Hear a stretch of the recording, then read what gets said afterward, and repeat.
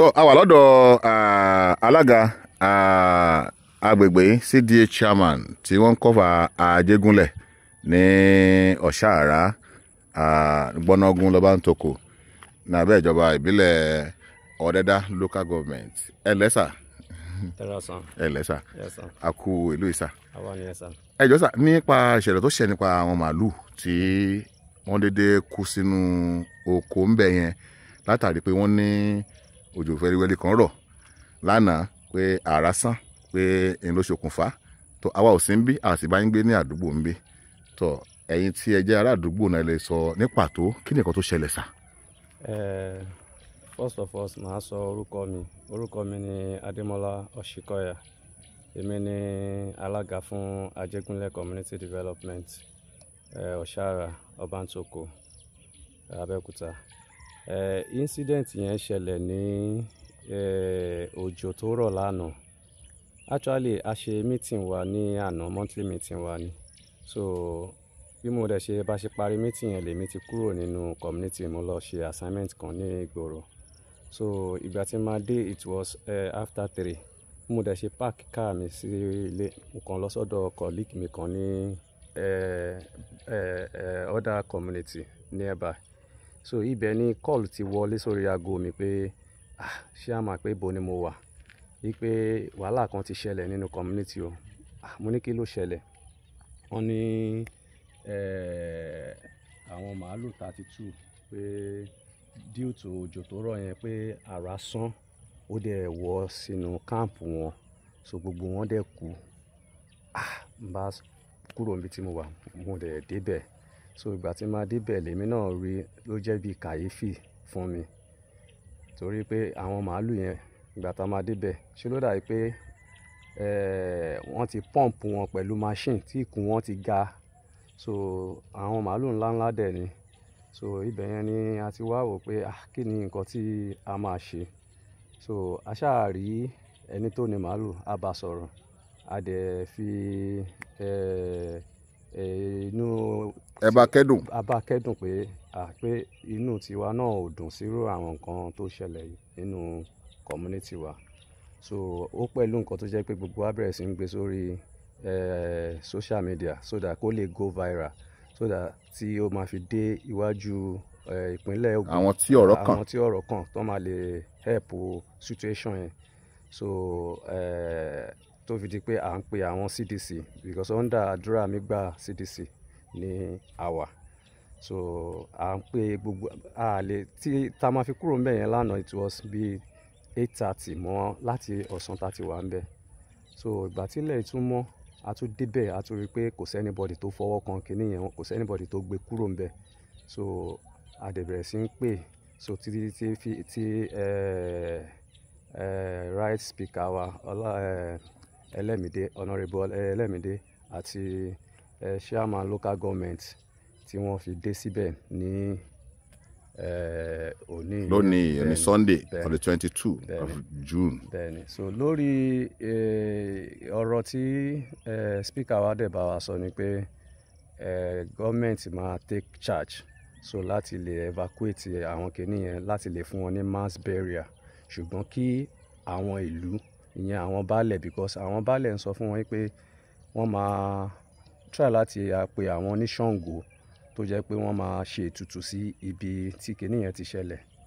Ṣùgbọ́n ọ̀rọ̀ yẹn ló fa kinní tí wọ́n sọ pé àwọn wo ló tún fẹ́ ṣe agbátẹrù tó máa ná owó yẹn. So ìyẹn ló fà tán fi sọ pé kí a lọ ṣe meeting pẹ̀lú àwọn ìlú. So report tá a bá bọ̀ ń bẹ̀ pé ká lọ fi, ká jẹ́ kí ìjọba mọ̀, ká lọ fi tó DPO Arẹ́gbẹ́. So from there DPO Arẹ́gbẹ́ ló máa liaise, ló máa give report sí state government. Chairman sir, ní ṣókí sir, ǹjẹ́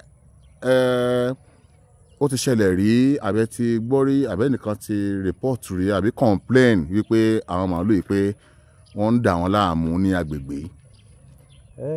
A ti máa ń sọ bẹ́ẹ̀ nínú agbègbè wa pé because agbègbè jẹ́ agbègbè tó jẹ́ pé akéré níye, but àwa tá wà ń bẹ̀ ẹ bá rí ẹ rí pé ilé wà lọ, but igbó náà ó wà pẹ̀lú wa so tó fi di pé àwọn èèyàn ti wá ń kó dé ibẹ̀ yẹn because àwọn onímàálù yẹn ti wà ń bẹ̀ tẹ́lẹ̀. kí ni wọ́n kọ́ síwájú yìí tí ìjọba kọ́ yìí. this is a cassava plantation. ok cassava plantation wọ́n ṣẹ̀ gbé yẹn wá fún yín ni. wọ́n ṣẹ̀ṣẹ̀ gbé wá síbẹ̀ fún wa ni. ok so tàti máa ń complain ẹ̀ fún wọn pé. àwọn màálù kan máa ń yọ yín lẹ́nu àbí kí làwọn kan tó máa ń ṣe. so ju pé kán máa kó màálù wá sí ẹ̀gbẹ̀gbẹ̀ ilé wa tó jẹ́ pé àwọn èèyàn wọ́n máa yàgbẹ́ káàkiri gbogbo ibi tó jẹ́ pé àwọn èèyàn ti ń gbé adẹ̀ ní pé kán máa kó wọn lọ jẹ oko but kò yẹn ò fa issue fún nǹkan tó ń ṣẹlẹ̀ yìí nǹkan tó ń ṣẹlẹ̀ because gbogbo wa là ń jọ ń gbé ní ìrẹ́pọ̀ but ẹ mọ̀ kò lè sí kùdìẹ̀kùdìẹ̀ máa jẹyọ. bọ̀ kò jẹ́ pé wọ́n ń ba oko jẹ́ wọ́n ń ba nǹkan kan jẹ́. no ó máa ń kò ń boko wọn jẹ́. ṣùgbọ́n máa ń yàgbẹ́ káàkiri tó máa ń dààmú káàkiri àdúgbò. wọ́n máa ń dààmú àwọn èèyàn tó yẹ pé àwọn èèyàn máa ń pariwo pé kó máa lọ kúrò mẹ́ẹ̀ kó máa lọ kúrò mẹ́ẹ̀ but kò wá jẹ́ kò ń ṣe ìyẹn ló túmọ̀ sí. ló fa nǹkan tó ṣẹlẹ̀ yìí à ń béèrè ká lè because tí nǹkan bá ṣẹlẹ̀ pé ọ̀nà gbogbo ọ̀nà lèèyàn máa wá sí pé àbí àwọn màálù yẹn ń dà wọ́n láàmú ńbẹ̀ yẹn ni àbí ó ti láwọn kan tí wọn ò fẹ́ kí màálù yẹn kó wà ládùúgbò ńbẹ̀ ni àbí kinní kankan ni nígbà tá a débẹ̀ a rí i pé bí ìgbà tẹ́ pé àwọn màálù kan wà tẹ́ pé bí wọ́n là díẹ̀ báyìí pé ara wọn sán báyìí kí ni ó ṣé àrá yẹn náà ló fa. no nǹkan tó fà á ìyẹn ni pé lánàá ìgbà táwa ń bẹ̀ ikùn àwọn màálù yẹn ó ń yó bámbámbámbám so ní èèyàn kan bóyá alápàtà náà pé ẹni yẹn sọ́tọ̀ wọ́n bá ní kẹ́ fi nǹkan kan tọ́ ó wá síbẹ̀ òun ló wá ń fi ọ̀bẹ tó fi ń là wọ́n pé ló fi ń la inú wọn. kọ́ mọ́ lè dààmú àdúgbò púpọ̀ kọ́ lè tètè máa ṣomi dànù. bẹ́ẹ̀ ni so nǹkan tó fà á tó fi ṣe ìyẹn nìyẹn.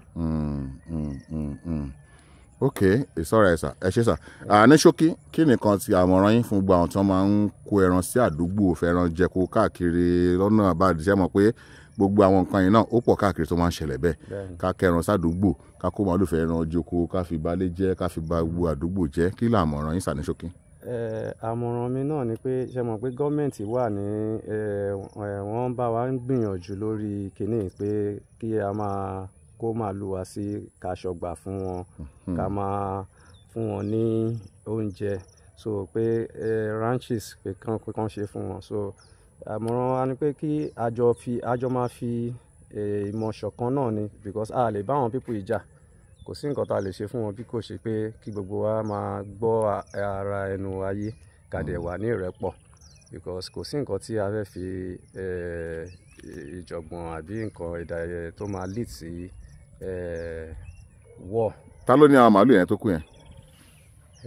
bí report tèmi gbọ́ ẹni the particular man ó sọ pé òun family òun ló ní mi ò wá mọ̀ bóyá àwọn Yorùbá mi ní màálù wọn ní nínú ẹ̀ ó lè má fẹ́ sọ specifically pé ẹni báyìí ló torí ọmọ kan tá a bá ń bẹ̀ ó ní Alhaji iṣẹ́ Abdullahi abikinrin kan pé Fúlàní pé òun ló ní àwọn màálù yẹn. bẹ́ẹ̀ni bó ṣe gbọ́ náà nìyẹn. òkè bí àwọn ló ní directly ni o àbí wọn kò sí nkẹ́ ẹ̀ ìyẹn lẹ́yìn o mọ̀. bẹ́ẹ̀ni so. ok ẹ ṣe gan sa kí ló kọ àdúgbò ilé ẹ̀kan sí sa. Ajégúnlẹ̀ community development. ní Ọ̀ṣàrà London Ọ̀dẹ́dá local government. ẹ ṣe. yes sir, ẹ ṣe sọ. tó ọ̀rọ̀ lẹ́gbọ́n yìí láti ẹnu alága community Ajégúnlẹ̀ ní Ọ̀ṣàrà nílùú Abẹ́òkúta.